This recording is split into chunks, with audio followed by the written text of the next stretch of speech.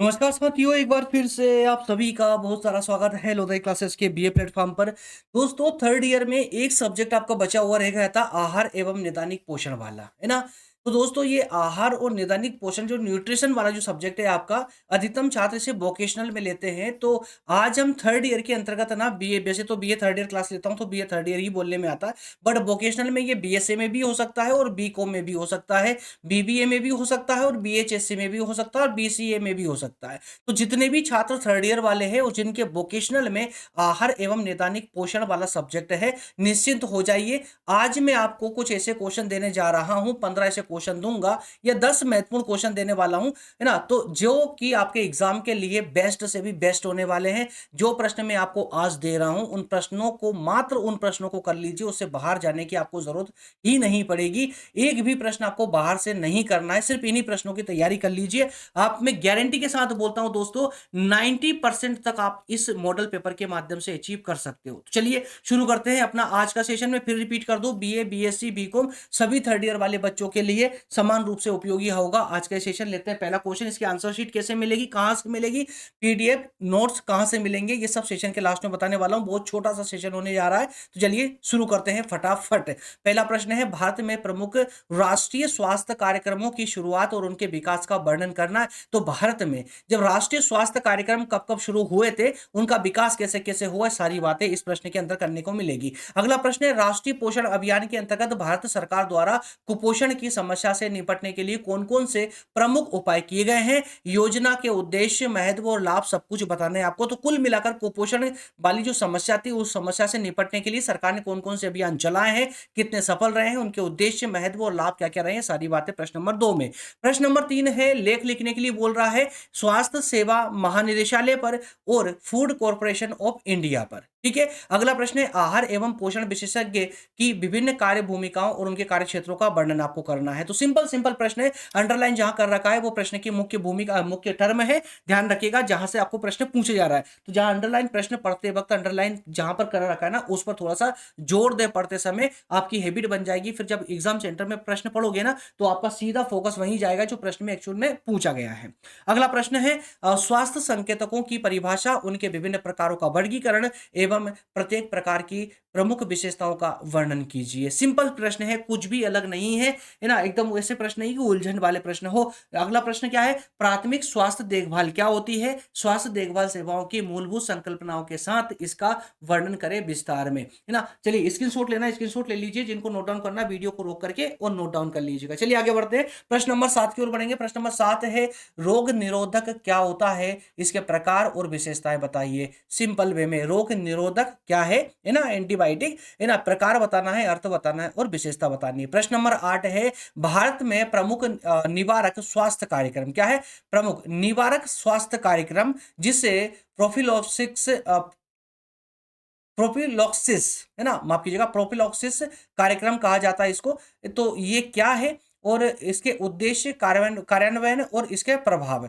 तो ये 4 टर्म आप लोगों से इस प्रश्न में पूछ गई है। तो स्वास्थ्य निवारक स्वास्थ्य कार्यक्रम कौन कौन से होते हैं, उनका बताना है आपको, उस उद्देश्य के साथ में इनके कार्यान्वयन और इसके प्रभाव भी आपको बताना है। प्रश्न नंबर 9 है, राष्ट्रीय तंबाकू नियंत्रण कार्यक्रम, जिसे एनटीसीपी कहा जाता है, इसका उद्देश्य, संरचना और इसकी अलग अलग जो गतिविधियां रही हैं उनके बारे में आपको बताना है। प्रश्न नंबर 10 है, एप्लाटॉक्सिन, एप्लाटॉक्सिन क्या है, इसके प्रकार, प्रदूषण के स्रोत, रोकथाम के उपाय और शरीर पर इसके कौन कौन क्या क्या प्रभाव पड़ते हैं, प्रभाव बताना। तो कुल मिलाकर 4 टर्म आपसे इस प्रश्न में भी पूछी गई है। प्रश्न नंबर 11 को देखिए। प्रश्न नंबर 11 है, शराब की लत, अल्कोहलिज्म जिसे हम कहते हैं, क्या है, इसके कारण, प्रभाव और उपचार की विधियां यहां पर बतानी है आपको क्रम अनुसार। ठीक है ना। प्रश्न नंबर 12 को देखिए, संचारी रोग जिसे हम संक्रामक रोग कहते हैं, जो एक से दूसरे में फैलते हैं, ये क्या होते हैं, इनके कारण, लक्षण, निदान की प्रक्रिया क्या है और उपचार के उपायों का भी वर्णन आपको करना है। ये 12 प्रश्न आपके कंप्लीट हो चुके हैं। ये 3 प्रश्न और फटाफट लेंगे स्पीड से। खसरा एक गंभीर संक्रामक रोग है, इसके कारण, लक्षण, निदान, रोकथाम और उपचार के उपाय बताना है पूरे विस्तार से। दोस्तों माफ कीजिएगा, ये साइड में हो गया, मैं इसके जल्दी से स्क्रीनशॉट ले ले, नोट डाउन करना, वीडियो को रोक करके नोट डाउन कर लीजिए, है ना।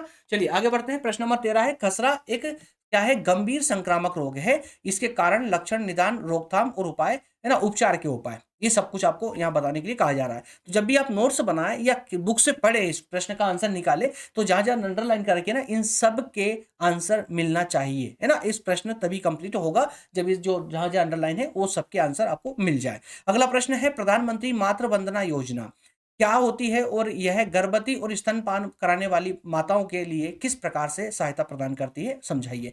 प्रश्न नंबर 15 है, भारत सरकार द्वारा बुजुर्गों की स्वास्थ्य देखभाल के लिए आरंभ किए गए राष्ट्रीय कार्यक्रम के उद्देश्य, घटक और लाभार्थी समूहों का वर्णन करना है। तो ये 15 प्रश्न दीर्घ प्रकृति के हैं। 10 प्रश्न मैं आपको लघु प्रकृति की ओर देने जा रहा हूं, उनको भी ध्यान से सुन लीजिए, उसके बाद ही आगे बढ़ना।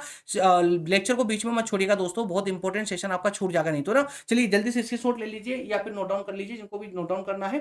आगे बढ़ेंगे, 10 महत्वपूर्ण प्रश्न और है आपके लघु प्रकृति वाले, जल्दी से उन पर भी डिस्कस कर लेते हैं। टाइम थोड़ा कम है, इस कारण से मैं थोड़ा स्पीड से खींच रहा हूँ। अगला प्रश्न, प्रश्न नंबर 1 है लघु प्रकृति, इसी से अति लघु प्रकृति के भी प्रश्न भी बन जाते हैं। और एमसीक्यूज इन सभी को कंप्लीट कर लोगे तो एमसीक्यू अपने आप तैयार हो जाएंगे, है ना? अलग से पढ़ने की जरूरत नहीं पड़ेगी। चलिए, तो महिला एवं बाल विकास पर टिप्पणी करना है। प्रश्न नंबर 2 है, स्वास्थ्य को प्रभावित करने वाले कारक बताने हैं। प्रश्न नंबर 3 है, स्वास्थ्य देखभाल वितरण प्रणाली की संरचना, चुनौतियां और सुधार के उपाय बताना है। प्रश्न नंबर 4 में, भारत में पोषण सुरक्षा की चुनौती, उनके समाधान बताने हैं। प्रश्न नंबर 5 में, प्री-ईपी और पीईपी क्या होती है और ये एचआईवी संक्रमण की रोकथाम में कैसे सहायक होती है, ये बताना है। प्रश्न नंबर 6 को फ्लोरो फ्लोरोसिस क्या होता है, इसके कारण, लक्षण, प्रभाव और उपचार के उपाय, ठीक है ना? और प्रश्न नंबर 7 है, स्तनपान के शारीरिक, मानसिक और भावनात्मक लाभ क्या होते हैं। और प्रश्न नंबर 8 है, राष्ट्रीय किशोर स्वास्थ्य कार्यक्रम और पोषण अभियान के उद्देश्य और घटक को संक्षेप में समझाना है। प्रश्न number 9, eat right India eat right India अभियान के प्रमुख उद्देश्य, मुख्य घटक और इसके प्रभाव आपको बताने हैं। और आखिरी प्रश्न है आपका, टिप्पणी करने के लिए बोल रहा है। दो जो है आपको यहाँ पर टॉपिक मिलेंगे, जिसमें एक है अंत्योदय अन्न योजना और दूसरा है श्री अन्नपूर्ण योजना क्या होती है। इन दोनों को संक्षेप में यहाँ पर उसको टिप्पणी करनी है। क्लियर है? तो दोस्तों ये 10 प्रश्न आपके लघु प्रकृति के, लघु कहें या अति लघु करके दे सेम है। तो मैं फिर से रिपीट कर दूं, 15 प्रश्न दीर्घ प्रकृति के और 10 प्रश्न लघु प्रकृति के। इन सभी 25 प्रश्नों पर अगर आपने तैयारी कर ली तो इस सब्जेक्ट में अलग से कुछ भी नहीं पढ़ना पड़ेगा। इसकी आंसर शीट या तो आप लोग खुद अपनी बुक से तैयारी कर लें, नहीं तो और समय नहीं है और आप डायरेक्ट एक रेडीमेड बुक चाहते हैं, रेडीमेड नोट्स चाहते हैं, बिना मेहनत के एक सिस्टमेटिक तरीके से प्रश्न लिखे हुए, प्रश्न का आंसर लिखे हुए नोट्स चाहते हैं, मतलब आईएमपी क्वेश्चन और आंसर, जो मैंने आपको 15 क्वेश्चन दीर्घ प्रकृति के और 10 प्रश्न जो लघु प्रकृति के बताए हैं, इन सभी के आंसर अगर आप चाहते हैं तो दोस्तों आपको एक 99 का सब्सक्रिप्शन लेना होता है। 99 के सब्सक्रिप्शन में किसी भी एक सब्जेक्ट की नोट्स आपको मिल जाती है, जिसमें आईएमपी क्वेश्चन और आंसर होते हैं 2026 के एग्जाम के बेस पर। और अगर आप चाहते हैं सभी सब्जेक्टों की, जो आपके मेन सब्जेक्ट है, मेजर, माइनर, ओपन इलेक्टिव और वोकेशनल, इन सबकी 5 सब्जेक्टों की अगर नोट्स आप चाहते हैं तो आपको ये 249 का सब्सक्रिप्शन लेना होता है, 249 का। और लेकिन आप चाहते हैं कि आपको फाउंडेशन भी मिल जाए तो फाउंडेशन के लिए 149 का सब्सक्रिप्शन अलग से होता है। तो इसमें आपको फाउंडेशन की चारों ही नोट्स अवेलेबल हो जाती है। और एक कॉम्बो प्लान होता है 398 का, जिसमें फाउंडेशन और मेन सब्जेक्ट, सारे सब्जेक्ट आपको उसमें मिल जाते हैं। कैसे मिलेगा? पेज का स्क्रीनशॉट ले ले, नंबर पर व्हाट्सअप कर दीजिए, बाकी सारी इन्फॉर्मेशन आपको व्हाट्सअप पर हमारी टीम के द्वारा बता दी जाएगी। सेशन को लाइक जरूर कर दें, सेशन छोड़ने से पहले। सेशन आपका कंप्लीट हो चुका है। और दोस्तों, अगर अभी तक आपने सब्सक्राइब नहीं किया चैनल को तो सब्सक्राइब कर ले, बेल आइकन भी प्रेस कर ले, ताकि सभी नोटिफिकेशन आप तक पहुंचते रहे।